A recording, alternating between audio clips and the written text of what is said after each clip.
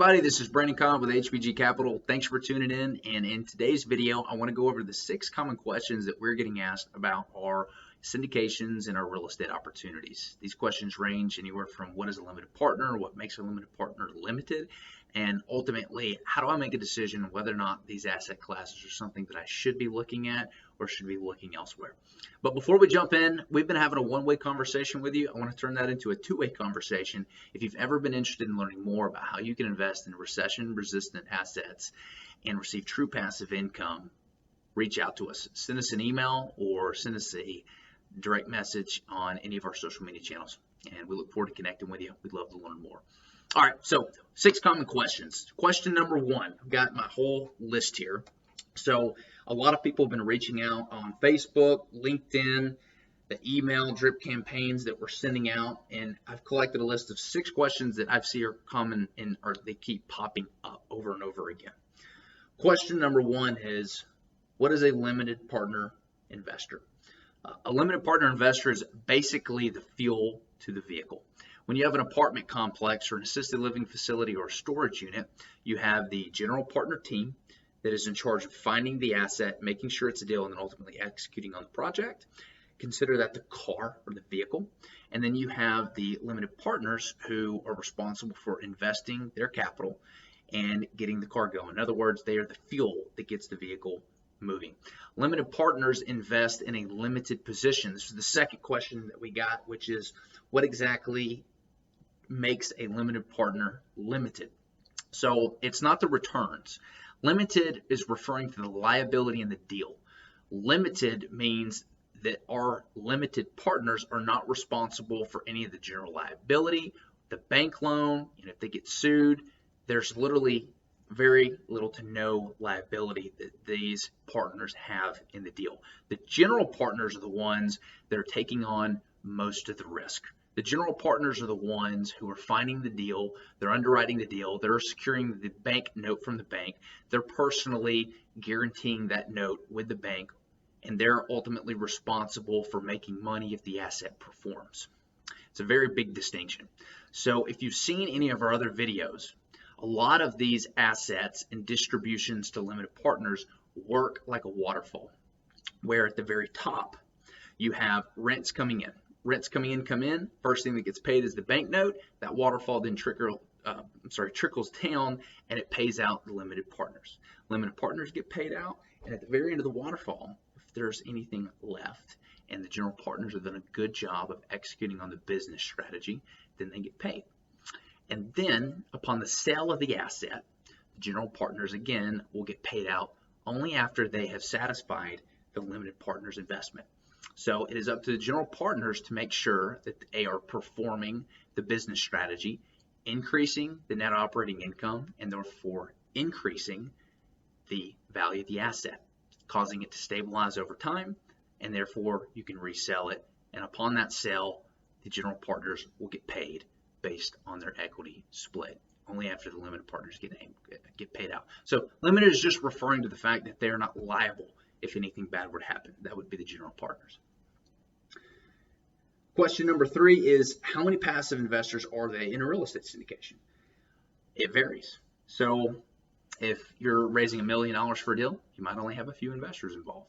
If it is a $20 million raise for a humongously $100 million asset, you might have several hundred investors involved.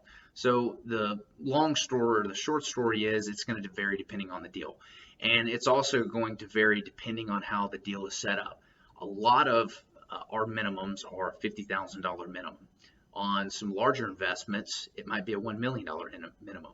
And based on that minimum investment amount, you might have more investors or you might have less investors. It just depends on how the deal is structured. So it's going to vary deal by deal. Next question is, how can I meet and talk to other passive investors? This is a great question, and this is something that I actually encourage people to look at, because a lot of people actually don't do their due diligence on the operator or whoever they're dealing with before they invest in the asset.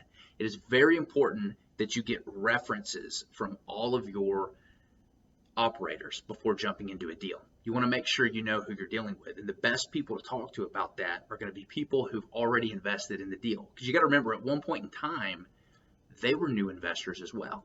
So a lot of the same questions that you're asking now, these guys have probably already asked. Or they might be asking questions that you have not thought to ask, and it would be a very valuable resource. So if you do want to talk to other people who are investing in the deal, reach out to the sponsor. I'm sure the sponsor will get approval to send these investors' contact information over to you, and then you can ask them whatever you'd like.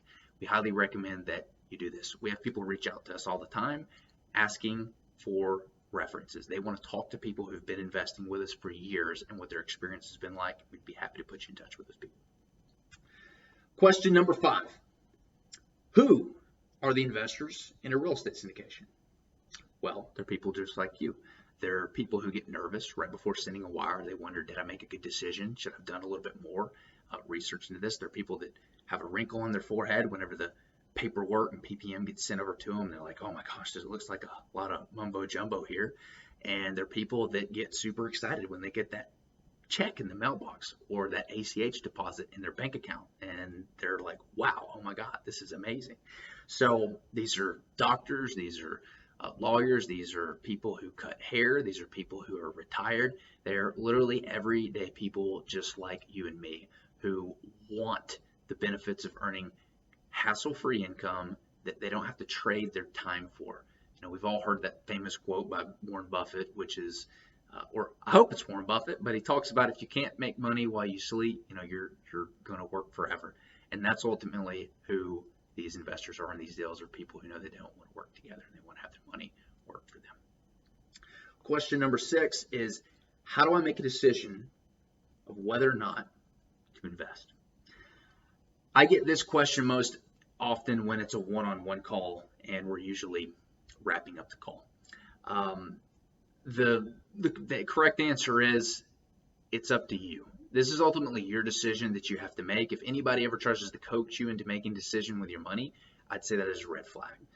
You need to educate yourself on the asset class, or make sure that you're investing with somebody, the sponsor, the operator, whoever is providing you the education that you need. At the end of the day, you should be able to understand that investment. If you do not understand that investment, the risks that it entails, and what the business strategy is, and what the exit strategy is, and how you're going to get your money back, you should not invest in that asset, no matter what it is.